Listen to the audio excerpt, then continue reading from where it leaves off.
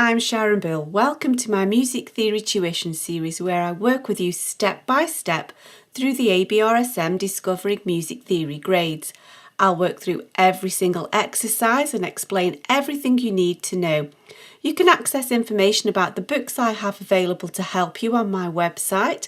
Go to sharonbill.com. For advert-free and longer lessons, you can become a patron at patreon.com/SharonBill. If you can give me a like, that would be super, and please do subscribe to my channel to stay updated. You can support this channel by buying me a coffee at buymeacoffee.com/SharonBill. Let's move on to page 39 of the Discovering Music Theory Grade 1 workbook. And this will complete the section on keys, key signatures, and a little bit more work on accidentals. We've already discussed in previous sections how a piece of music is written in a particular key using notes which are common to a certain scale. And we could have that presented to us by using accidentals or as a key signature. However, it may well be that a composer wants to include a little bit of both.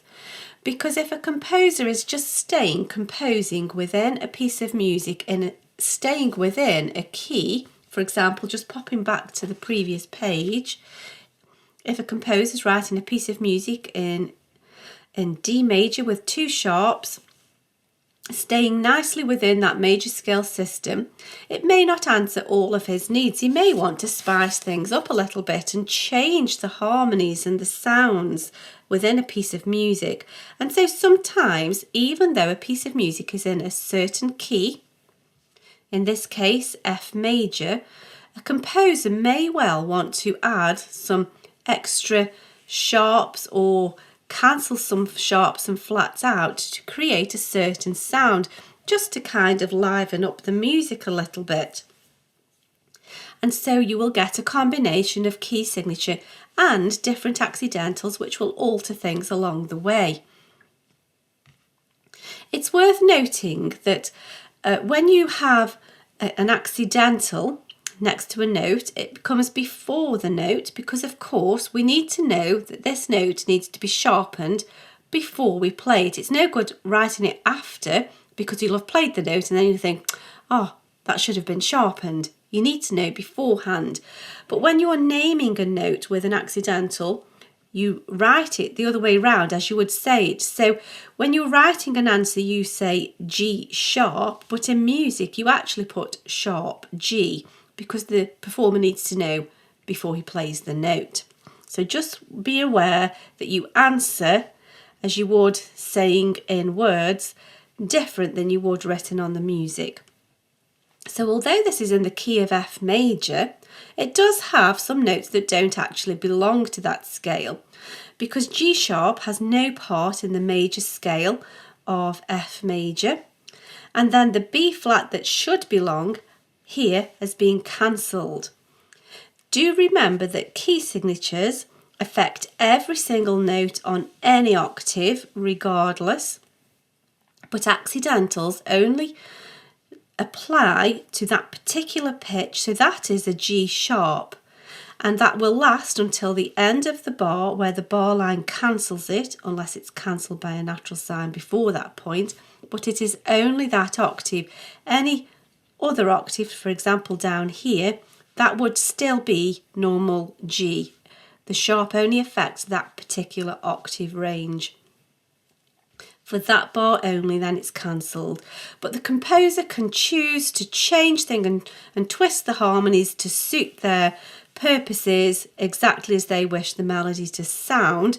The underlying structure is it's in F major, but we've had a few little fruity alterations just to liven up the sound. And so we've got to keep our eyes peeled now to naming these notes, because we need to be aware where the key signature is active, where an accidental is active. Is the accidental active again, or has the bar line cancelled it? Which octave are we in? And so on. And so you've just got to bear all of these different points in mind as you name the notes.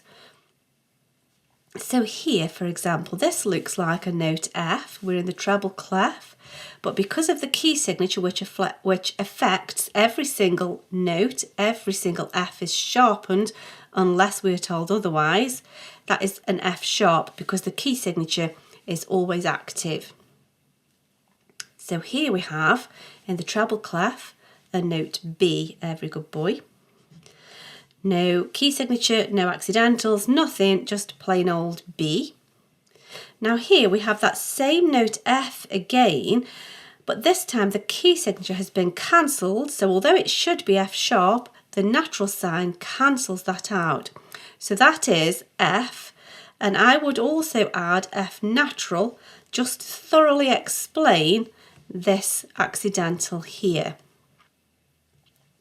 And if there were another note, F, here, that would still be an F natural because the accidental, the natural sign, is still active there.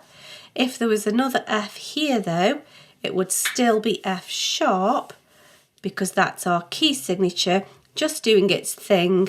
The accidental doesn't apply to any other octaves. And then finally, we end on a note G, every good G. So perhaps you'd like to have a go at the remaining 2 parts of exercise 7, and then we can check through those answers together. So let's check through this next exercise 7b. We're in the bass clef, so bear in mind we should be naming notes in bass clef. We have a key signature of F sharps and C sharps. Whenever there are 2 sharps in a key signature, it's always F sharp and C sharp. That tells us that if we're in a major scale, that's the key of D major.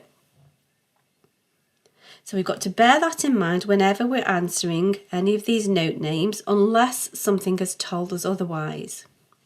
So in the bass clef, good boys deserve football, that's a note F.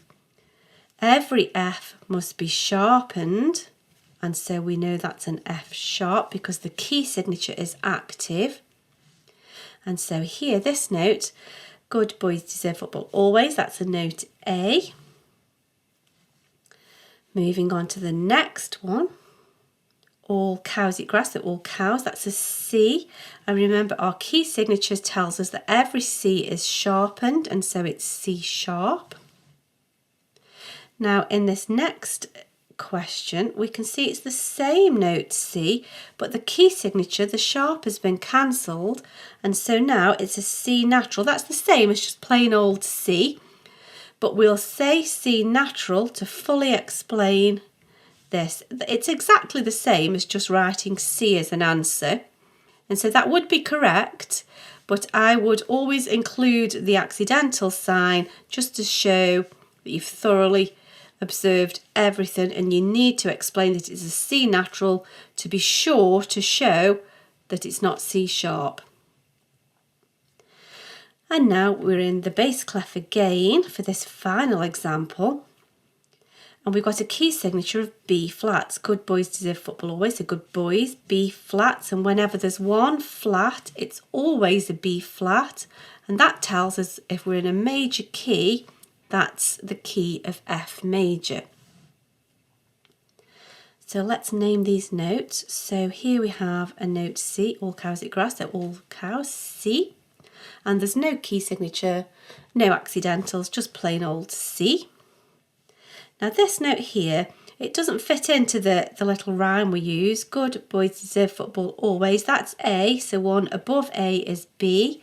Or you could think, well, there's the middle C, so one down from that is B. However, that's not quite it yet because we know it should be a B flat because the key signature is active, any octave.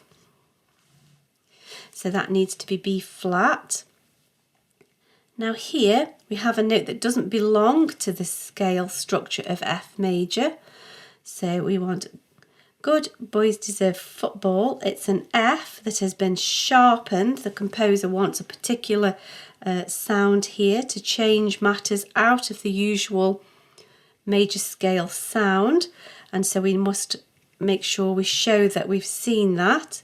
However, here in this next bar, that's the same note F, but this sharp sign has been cancelled. If that was there before the bar line, it would still be F sharp, but the bar line has cancelled it, and now it's back to the key signature, back to the scale structure, just normal F. The sharp has gone, just plain old F.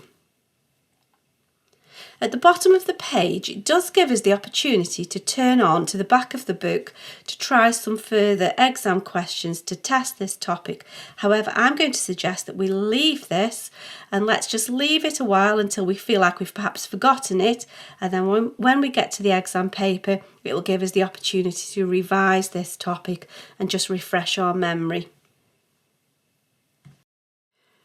I hope this is helpful to your studies. Please do like and subscribe to stay updated. If you'd like to support this channel, you can buy me a coffee, and for advert-free lessons you can become a patron. Do visit my website where you'll find many resources available to help you. Visit sharonbill.com. Thanks for watching. Bye.